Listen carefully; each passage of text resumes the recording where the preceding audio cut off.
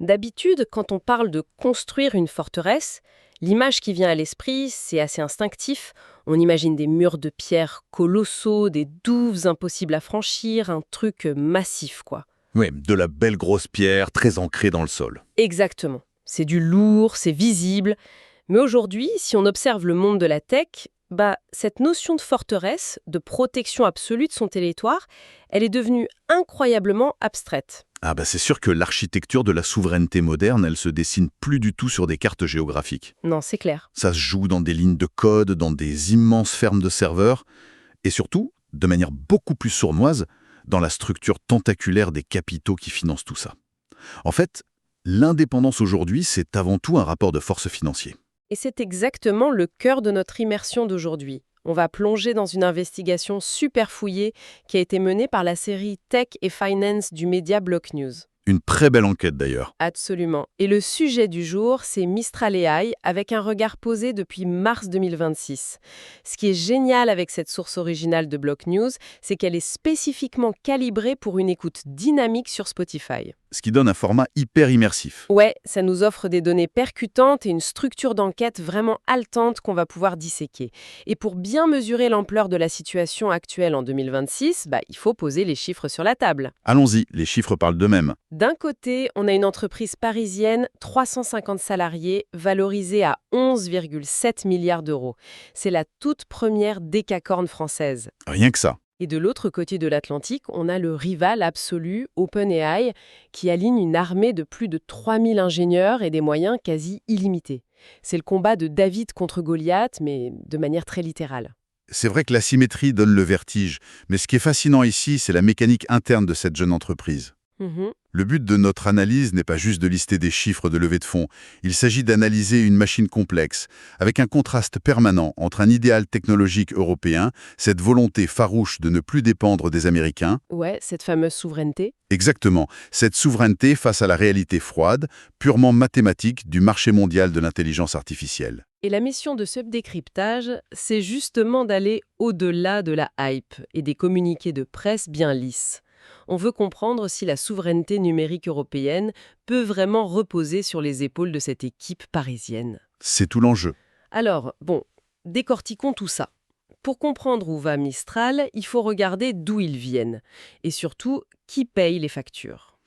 Et c'est là que ça devient vite complexe. On remonte en avril 2023. Création par Arthur Mensch, Guillaume Lampe et Timothée Lacroix. Des anciens de chez Google DeepMind, faut-il le rappeler?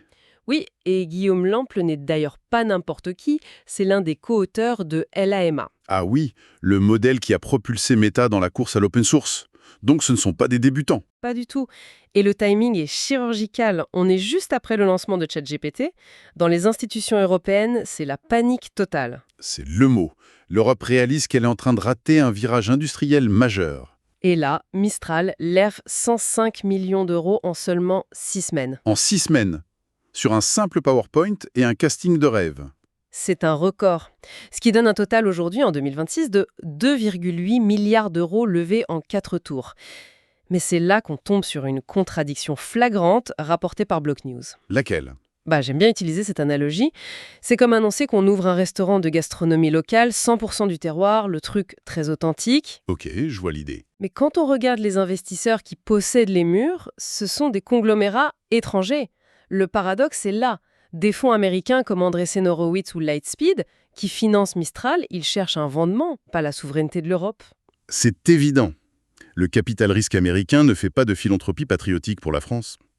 Et l'investigation de Block News détaille 3 contradictions majeures à ce sujet. Ouais, la première, c'est ce partenariat avec Microsoft Azure. Un point hypersensible.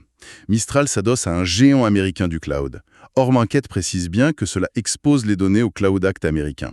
C'est-à-dire que la loi américaine permet, sous certaines conditions, d'exiger l'accès aux données hébergées par des entreprises américaines, même si les serveurs sont en Europe. C'est ça. Donc pour une boîte qui vend de l'indépendance, ça fait un peu tâche. Ensuite, la deuxième contradiction soulevée par l'enquête, c'est le fonds émirati MGX. Ah oui, ce fonds d'Abu Dhabi qui finance Mistral. Oui, mais qui finance à la fois Mistral et le projet Stargate d'OpenAI, le plus gros projet de supercalculateur américain. Donc, le même portefeuille nourrit la résistance européenne et l'arme fatale de la concurrence américaine. C'est quand même super ironique. C'est de la couverture financière classique, mais ça brouille le discours souverainiste. Heureusement pour eux, ils ont eu un coup de génie narratif à la série C. ASML. Voilà. ASML, le géant européen des machines de gravure de puces qui mène cette levée d'1,3 milliard d'euros. Ça sauve la narration. C'est le bouclier parfait. Ça montre à notre audience que dans la tech mondiale, la souveraineté a souvent un prix qui s'affiche en dollars. Oui, en milliards d'euros pour le coup. Et puisque Mistral a levé des milliards et atteint cette valorisation stratosphérique, l'enquête mentionne un multiple de 39 fois les revenus. 39 fois, c'est énorme! Ils ne peuvent plus se contenter d'être une belle promesse. Il faut que l'entreprise génère des revenus massifs pour justifier ce prix. Et c'est là que ça devient vraiment intéressant. La fameuse transition de la start-up à l'usine à cash. Exactement. Block News décortique leur modèle économique. Il y a l'API B2B, la vraie vache à lait de Mistral, facturée à l'usage, Oui, via le système de tokens. facturée en millions de tokens traités. Et là, on apprend que 40% du Fortune 500 européen utilisent ça. Des groupes comme Stellantis, BNP. C'est une pénétration de marché impressionnante en si peu de temps. Ouais. Et pour le grand public, il y a le chat, avec une version gratuite, et une pro à 15 € par mois. Avec l'exécution de code et la génération d'images, si je me souviens bien de l'article. C'est ça. Et l'objectif monumental qu'ils ont annoncé à Davos, accrochez-vous. Ils veulent passer de 300 millions d'euros de revenus annuels récurrents en septembre 2025 Ce qui est déjà énorme. à plus d'1 milliard fin 2026. Ouais, et si on relie ça à la situation globale, tripler ses revenus en 15 mois, c'est le véritable test de vérité de 2026. C'est un mur à franchir. Totalement. Surtout quand on sait qu'OpenAI a mis des années pour franchir ce cap, avec des ressources infiniment supérieures. Donc, pour espérer tripler ses revenus et sécuriser les clients, notamment les gouvernements, vendre des modèles d'IA ne suffit plus. Non, il faut maîtriser toute la chaîne. Il faut contrôler l'infrastructure physique et logicielle. C'est comme s'ils avaient compris que vendre la meilleure recette du monde, ça suffit pas si on doit toujours louer la cuisine du voisin. C'est une très bonne métaphore, et c'est ce que détaille la troisième partie de l'enquête avec cette course à la tuyauterie. L'acquisition de Coyeb, par exemple. Oui, une start-up cloud française spécialisée dans le serverless. Ça a permis le lancement de Mistral Compute. On ne vend plus juste le cerveau, on vend la plateforme pour le faire tourner. Et pour le faire tourner, il faut du matériel lourd. L'investigation de Block News met en avant le déploiement de 18 000 GPU NVIDIA. 18 000 processeurs graphiques, c'est colossal. Sans compter le data center bas carbone en Suède pour refroidir tout ça. Mais le plus impressionnant, ça reste ce méga projet d'Île-de-France. Un campus IA d'1,4 gigawatts. 1,4 gigawatts, c'est la puissance d'un réacteur nucléaire. Ouais, avec 8,5 milliards d'euros d'investissement initial. Et là, on est obligé de parler de la relation ambiguë mais vitale avec l'État français. Une relation scrutée de très près par les auteurs de l'investigation. Block News rapporte que la DINUM, la Direction interministérielle du numérique, teste Mistral sur 10 000 agents publics. Et le ministère de la Défense a signé un accord cadre. Et ce qu'il faut bien comprendre ici, c'est que l'État n'est pas juste un régulateur. C'est le client parfait. C'est le client captif parfait. Ça assoit la crédibilité B2B de Mistral en Europe. Si la défense française fait confiance à Mistral, n'importe quelle banque européenne se sentira rassurée. Bien sûr, ça donne un cachet de sécurité inégalable. Exactement. Mais cette infrastructure impressionnante nous ramène à la réalité de la concurrence. L'écosystème européen se met en place, c'est super. Mais face au reste du monde, le combat semble très asymétrique. Ah, on est sur une échelle complètement différente. Alors, qu'est-ce que tout ça veut dire? Comment 350 employés peuvent-ils survivre face aux titans? Parce que Mistral est coincé, c'est un étau. Un étau très serré. D'un côté, on a les géants américains ultra financés, OpenAI à 300 milliards de valorisation, Anthropic, Google. Qui brûle des milliards en puissance de calcul brut. Et de l'autre côté, la menace fulgurante chinoise qui attaque par le bas. L'enquête mentionne DeepSeek R1, aussi performant mais infiniment moins cher, grâce à l'optimisation algorithmique. Et d'ailleurs, cela soulève une question importante. Laquelle? Comment on esquive cette tenaille? Et l'enquête de Block News l'explicite très bien. Le but de Mistral n'est pas de battre un GPT-5 de front. Ah, ils ont abandonné la course à la puissance brute. Ils ont surtout trouvé une voie de contournement. Leur survie repose sur la conformité réglementaire. L'EAI Act européen. Exactement. C'est la transparence, l'open source et surtout la sécurité absolue des données pour des secteurs très régulés comme la banque, la santé ou l'armée.